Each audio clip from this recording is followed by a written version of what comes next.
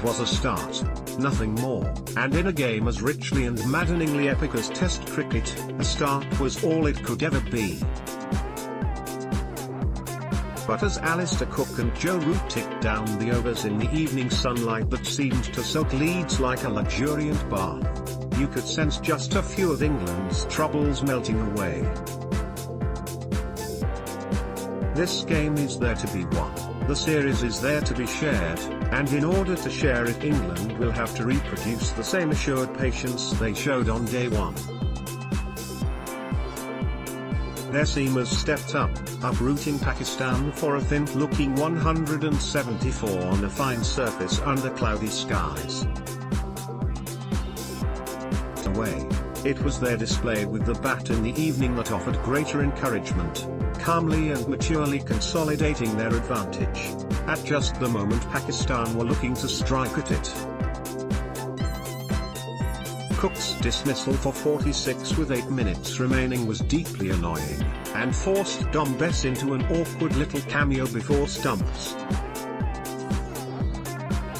But with first Keaton Jennings and then Root, Cook had provided England with a platform, constructing his innings with the same diligence as the workman rebuilding Headingley's main stand, which sat bare and deserted in vigil.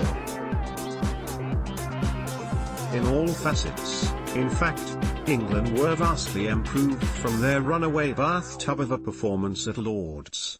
Apart from one drop by David Malan, they took their catches. Their new-look attack, with the returning Chris Woakes and the debutant Sam Curran replacing the unfortunate Mark Wood and the injured Ben Stokes, pitched the ball up and trusted it to swing. It's possible to interpret England's return to bowling form as a sort of rebuke to the criticism that rained down on the pace attack in the aftermath of Lord's, 2 branded fingers to the haters. In truth, their subtly adjusted lengths were a tacit admission that the criticism had been sound. Stuart Broad bowled as well as he has done in this country since the 2015 Ashes. Anderson was frustratingly short with the new ball but offered more after lunch, and reaped the rewards. Woakes skillfully varied his movement and angles of attack.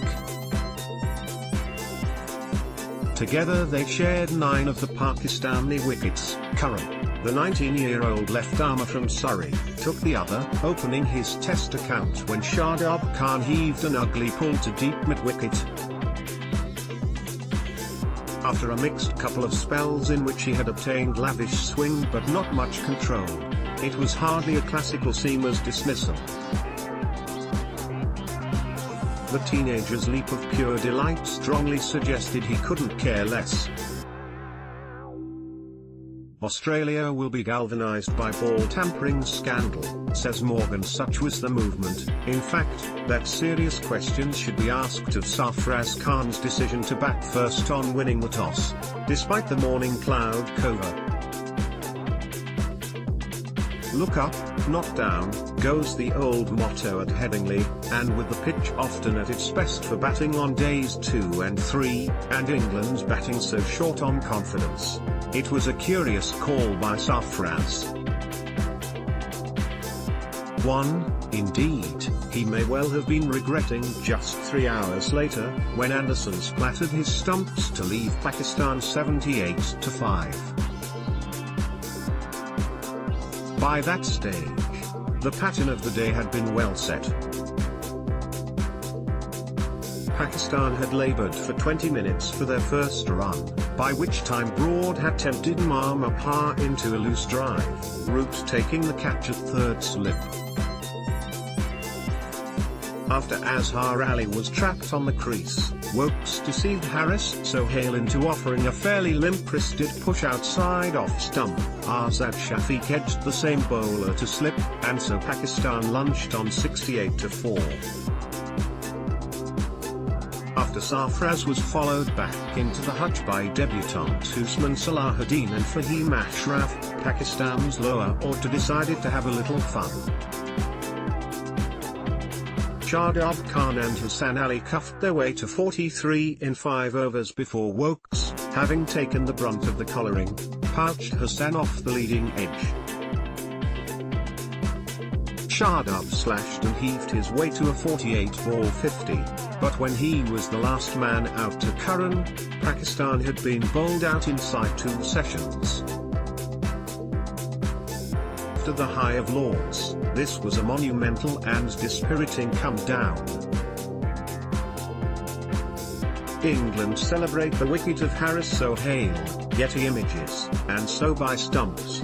England had shaved their deficit down to 68, with plenty of batting still to come. Jennings made only 29, but immediately looked more assured than his predecessor Mark Stoneman, and indeed his predecessor Keaton Jennings. The Lancashire opener claims to be a more technically sound player than he was when he was dropped from the Test side a year ago, and in the face of a stern opening spell by Mohammad Zamir and Abbas, he looked it, too. Batting well outside his crease with an off-stump guard, leaving well, keeping his pad away from the line, Jennings saw off the new ball and accumulated with some nice drives and the odd earned edge for 4. But with the hard work done, the excellent Fahim found just the right spot on about middle stump, and found the thinnest of edges. The opening stand had been worth 53, and while not a major score, not a big opening stand, not the answer to England's top of the shop conundrum by a long chalk, this too was a start. Cook's dismissal, by contrast, was a real choker, shortened down the leg side from Hassan, with barely enough pace to carry to Sarfraz via the under edge of Cook's bat. You would have been embarrassed to get a wicket in a club game with a delivery with that, and indeed perhaps Cook was even through the shot a touch early. But it was a lifeline for Pakistan at the end of a deeply frustrating day, one they will yet do well to recover from. Follow the Independent Sport on Instagram here, for all of the best images, videos and stories from around the sporting world.